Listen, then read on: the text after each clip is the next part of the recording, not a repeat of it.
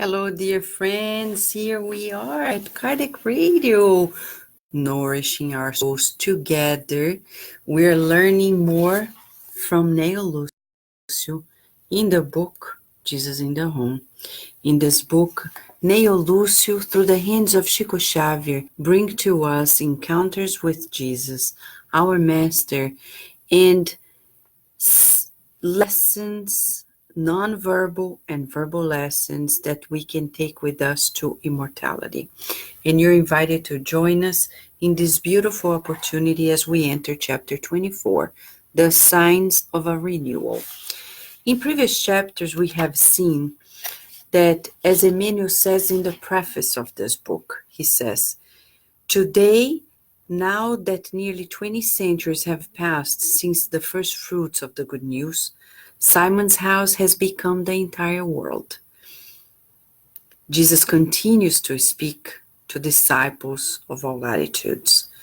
May his incisive and gentle voice write in the book of our soul the renewing lesson we need to face the future, thereby making us active sowers of his infinite love. Such is the greatest happiness to which we can aspire. So when we read these stories, these lessons that Jesus is sharing with us, we are, without noticing, in front of the Master, around the Master, receiving these beautiful teachings. And these teachings today bring to us the signs of a renewal. Yesterday we were talking about the distracted messengers. Oftentimes we forget that we also have a task to fulfill. And task to fulfill doesn't mean we are the next most famous missionaries. It just means that we need to fulfill a task. Like the tree that exhales this oxygen that gives us life. Like the worm that aerates the soil of the earth and makes it more fertile for agriculture, for our nourishment as well, and the nourishment of others. We also have our tasks to be fulfilled. It depends when we don't, as Jesus said yesterday. We cannot stop to discuss. We need to fulfill our task. So learning how to be focused, it's so important, right? Today, chapter 24, the signs of a renewal. He begins by saying, at the household gathering, so every night there is a gathering, and it's not carnival. It's the carnival of the soul. It's actually the gym of the soul with Jesus. The Master began to speak persuasively. Very interesting. It's the first time that Neio Lucio points out that characteristic, not saying that it hasn't been there, but he's teaching us something about the nonverbal lessons of Jesus. He is speaking with persuasion. So he knows of it, he has conviction, and he's passing it on to us. So let us hear and understand. When the kingdom, the divine kingdom, is at the gates of humankind, the soul of the world will be renewed. The person who is the most powerful will not be the one who is the most ruthless, but rather the one who loves the most. Pause for a second, because he's going to explain several levels. He begins by talking about the kingdom of God. This chapter is very unique because other chapters, it's like parable. It's a parable-driven chapter. There is a scenario and Jesus is addressing with a story. This one, Neio Lucio reports a unique explanation that Jesus gave that doesn't require an introduction. The only introduction is the tone of his conversation, in which he uses persuasion. So he wants us to be convinced about it. And he begins by using the very expression that has led the Hebrews to the promised, to the pilgrimage of the promised land. Okay? So, the kingdom of God.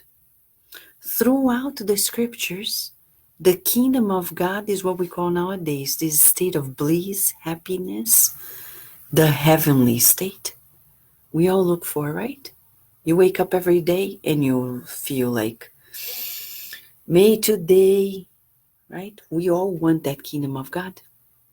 So he begins by saying, when we experience that divine kingdom, the soul will be renewed. So he already begins with the summary of it all. That's the feeling we're going to know. What does this tell us? He's giving us a sign that if you're feeling renewed, you are already there. You are already there. Okay? Hold on a second. I need to power up this little friend over here. Hold on. Things happen, right? And we have to power up this little friend over here to make sure he doesn't die on us. Oh, mamma mia. Mamma mia, mamma mia. Hold on, friends. The classroom is in maintenance now. Hold on there, okay? Don't go away. Don't go away. Peraí. Mamma mia. Mamma mia. Hold on, friends. Peraí.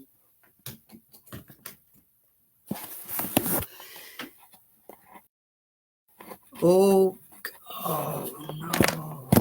It's subsiding. Okay. Oh, sweet little tablet. Why do you misbehave? Okay. Now we're good. Thank you for your patience. Okay. So now we know. So the kingdom of God is when we feel that renewal feeling. So mark the words, divine kingdom, renewal, the signs of renewal. And then he says, that day, the most powerful person will not be the one that is brutal, but the one that loves the most. Conquerors will not be those who war against foreign enemies to the death in rivers of blood, but rather those who combat the iniquity and ignorance that lies within them until evil is wiped out in the realms of their own nature. The most eloquent will not be those of the most beautiful speech, but rather those who combine holy words with actions to raise the quality of life wherever they may be. It's very interesting because we're still very, let me open a parenthesis here. Majority of people who seek spirituality seek with the feeling of being a child in search of a nurturing adult, a nurturing mother or father. So then we look at speakers of all different walks of life and religions and spiritual pathways, and we're like, oh, we like the ones that soothe our souls the most, as if we're children in need of being soothed. Well, no wonder Jesus said, I promise I'll send you the consoler. But he didn't do this to keep ourselves in the child position. I don't think so. I think he did this to really teach us the pathway to our maturity, our emancipation, saying, you won't be left to yourselves alone. I'll be here and I'll send others who will be with you. Okay? But we need to pay attention to this because I see many people who love those who mesmerize the mind, but not necessarily lead the mind to new critical reasoning. So we need to be attentive to that. Mhm. The noblest will not be those who hold the largest number of titles, granting them the transitory control of ephemeral lands on earth, but those who most intensely accrue the claims of love and gratitude in the hearts of mothers and children, the sick and the elderly, loyal and honest persons, hardworking and upright persons, humble and kind ones. There you go. Humble and kind, hardworking and upright, loyal and honest, which is so important, right? We talk about honesty nowadays, but there is always a limit. When people think that honesty is at the limit of convenience, and we don't think so. We need to be honest, and we need to be loyal to our commitments in general. In general, whether it's friendship, a romantic relationship, work relationship, or spiritual work, we need to be loyal and honest. Loyal and honest. Those who are the most respected will not be dispensers of gold and armed might, but rather those with the purest hearts. Those who will be most respected. Nowadays, we respect people who are celebrities, right? We respect people who have positions of power. We respect people who have lots of money, maybe who are more beautiful, talented. We wish we had the eyes of the Christ already, respecting everyone irrespectively. And not only with that feeling of equality, but the feeling of sacredness. In the Gospel according to Spiritism, when we study about anger, it's in chapter 9. It talks about affability, meekness, patience, obedience, resignation. Then there is anger. Blessed are the meek and the peace-loving. And we learn in these teachings here that we cannot despise anyone. We cannot undermine anyone. Everybody is a child of God. We are children of God. We are children of God. Do you feel it? We reincarnated to learn to do good. When we sing this song, it's a real thing. We are children of God. How can I think that this person who has more money is more important than the one that doesn't have money? Or this person who is in a temporary position of power is more important than the other one? How can we dare to think this way? So our mentality is, I am a child of God. You are a child of God. We've reincarnated to respect one another, to respect in the most sacred way.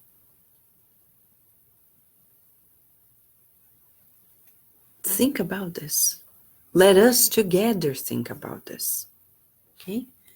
So he's saying the kingdom of God, the purest, those who are holy will not be the ones who isolate themselves on altars of supreme spiritual pride, avoiding contact with those who suffer because they are afraid of becoming dishonored and but rather those who come down from their aggrandizement, extending fraternal hands to the wretched and the suffering, raising their delacerated souls to the realms of joy and understanding. So the holiest is not the ones like the Pharisees, they used to do this. Oh, we're so good. And to date, I still know people who claim to be spiritists and they do not. And when you ask them even to do some fraternal counseling with people who are in need, they think, no, I'm not going to do this here. So we really need to revisit the whole thing. The kingdom of God is about this feeling of service to all, goodwill towards all, benevolence towards all. Benevolence is that feeling of having goodwill towards everyone without distinction. Somebody knocks on our door now and says, it's 11 p.m. You know, I'm not feeling well. What are you going to do? I'm sorry, it's 11 p.m. I can talk to you. Or let me listen to you. How often in our homes we look down on family members? Parents look down on their children, bullying their kids or undermining their potential because they're goofy or not well coordinated or developed yet. They don't know yet things, right? And then later, when their children are adults and we become fragile, elderly ones, they won't respect us either because they didn't feel themselves respected.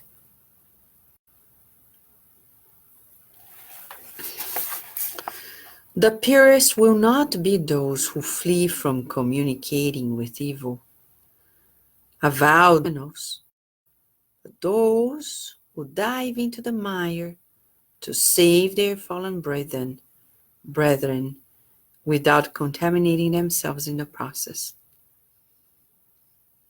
Chico Xavier, he has that very characteristic. He was able to be amongst everyone and not contaminate himself, as Jesus says. In the studies of emotional intelligence, we talk about emotional contagion. You've heard about it, right? It's a true fact. It's like gravity. Kardec talks about this in different terms. He talks about spiritual contagion. In the book Genesis, when he talks about the fluids, spiritual fluids, he says that our thoughts form vivid images that he named thought forms. They stay vibrating with us, and they will give quality to this spiritual energy, the ether, the universal cosmic fluid, creating our atmosphere. And our spiritual body has pores, he says, like the skin of our body. It's going to absorb these vibrations. So we need to be careful, not where we go, but how we go. We will repeat it. It's not about where we go, but how we go. Because you may go even to a spiritist center. But if I am not there with my best intentions, if I go to a spiritist center to network for financial purposes, if I go to a spiritist center because I'm flirting with people, if I go to a spiritist center because I'm feeling so lonely and I hope I won't connect with the best, but if I go there saying, oh God, I need help, as if I'm going to a clinic or to a school to learn or to a temple where I'm going to cherish the communication with the good spirits and interacting respectfully with the incarnates as well, then I will connect differently and I will receive the people in centers around the world saying, I go there and I feel great, or I go there and I don't feel great. What would you say?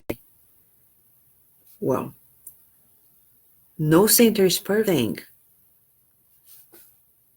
There is good intention. There is hard work. If you're not feeling well, we need to revisit how you're going there. Are you open or not?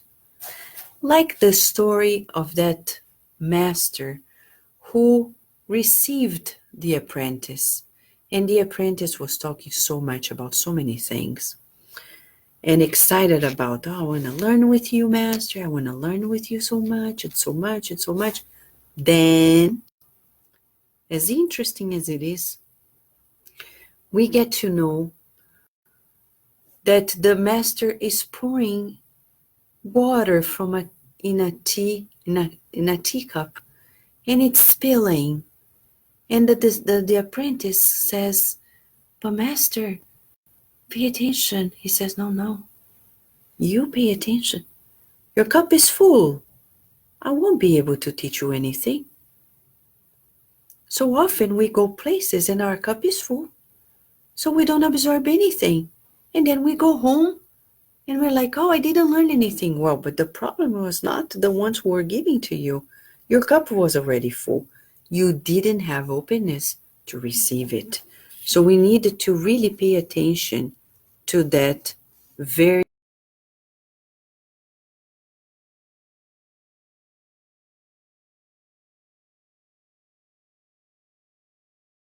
scenario in our minds. The divine friend rested his lucid eyes on the clear night that was shining outside in the heart of nature, made a long post, observed the night shining light. Of course, lucid eyes meaning he was completely aware, mindful. And it was night, but he was talking about the brightness of a new day. He was the light in that moment. And after a long pause, we're learning a new way of educating here. After a long pause, we get to know, right, that Jesus concludes this lesson in a different way. It says,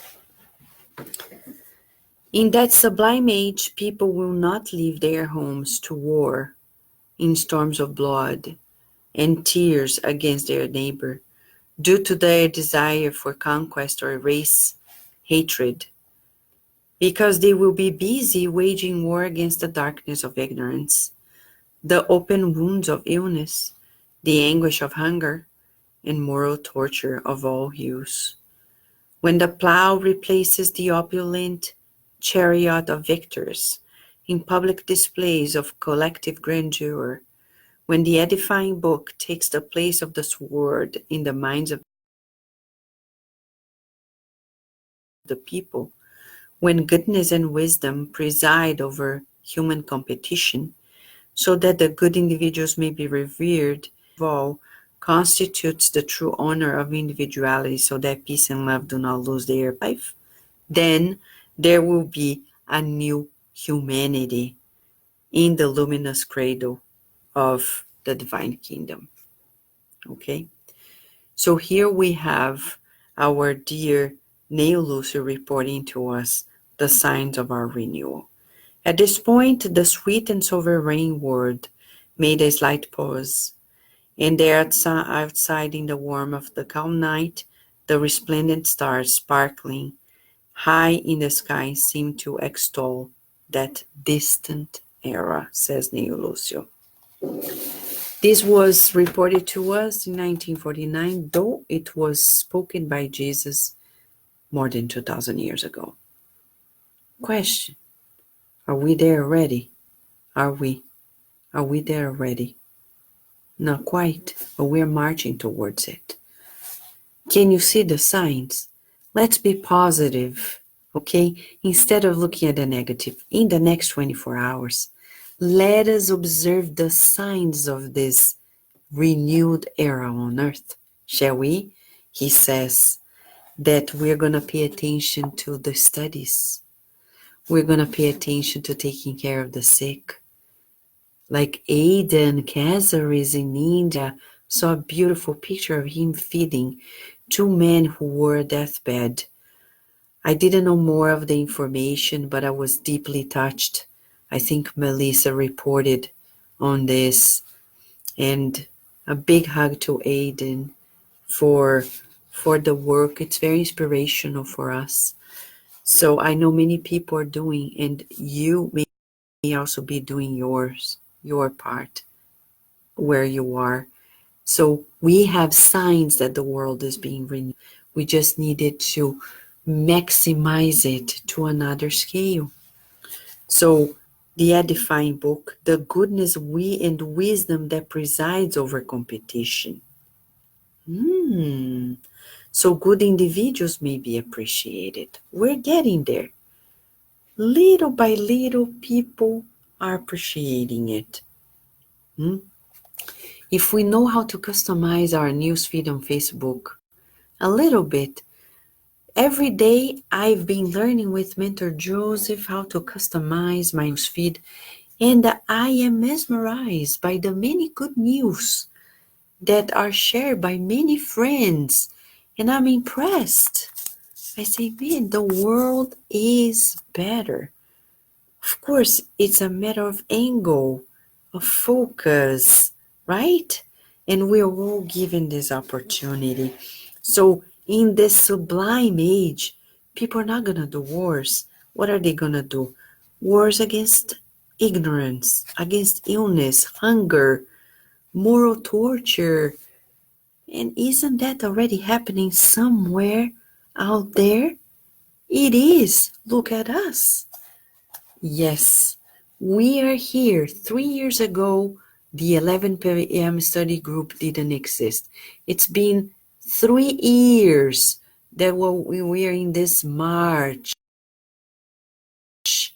toward the daily Cardiac Radio Facebook Live.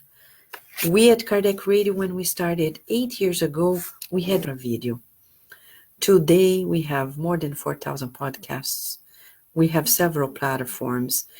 People who are hosting programs live practically every day of the week, and several books already being available to us so we can study about these teachings that are boosting our potential to another level, friends. And I'm just mentioning Cardiac Radio because I have the statistics at hand. That's the reason why. But I can tell when I look around, there are many works of the good around the world. So many that if we focus on those, we can see the signs of a renewal. So can you and I do one exercise together to join forces with the Master? Let us go over these signs and see how we're contributing to making them evident. 2, let us also observe around us the signs of a renewal that are already happening on the earth. Shall we? Yes? Today, when I woke up, I dedicated a song to Virginia because Carlos was buying something for our breakfast. So she woke up and I said, I'm going to sing a song to you. But I immediately visualized Jesus and visualized us singing to him. As if we could tell him, you know that song, have I told you lately that I love you? Have I told you there's no one else above you? Right? Can you imagine when we encounter Jesus and feel his presence, we say, have I told you, Jesus, lately that I love you? We love you so much, and there's no one else above you on earth. Why? Because he's the divine presence in our lives, friends. So let us feel his presence and say thank you, Master, for so much love, for the simplicity of your presence. You don't push on us, you invite us. You don't demand on us, you call us. You do not pressure us at all. You keep embracing us with your loving presence and your empowering attitude. So thank you. Thank you for teaching us the lessons of renewal. May peace be in our hearts as we keep being with you, admiring you, as Ben Franklin suggested, imitating you. We will get there. But what we love the most about you is that you never give up on us. So thank you, Master. And we'll tell you once again, we love you, and so be it. Friends, what a joy tomorrow when we come back. We're going to be here for a visit from the truth. We're talking about it, and tomorrow, who knows? We have sung and he's going to come. Huh? Oh, we're joking, of course, right? We're saying, have I told you lately that I love you? Have I told you there's no one else above you? Friends, a big hug to you. Forgive me for not saying your names. My system is a little crooked today. But a big hug to all of you. And if you're listening to this on demand or watching on demand, a super hug of friendship. Let us visualize the signs of renewal and live better.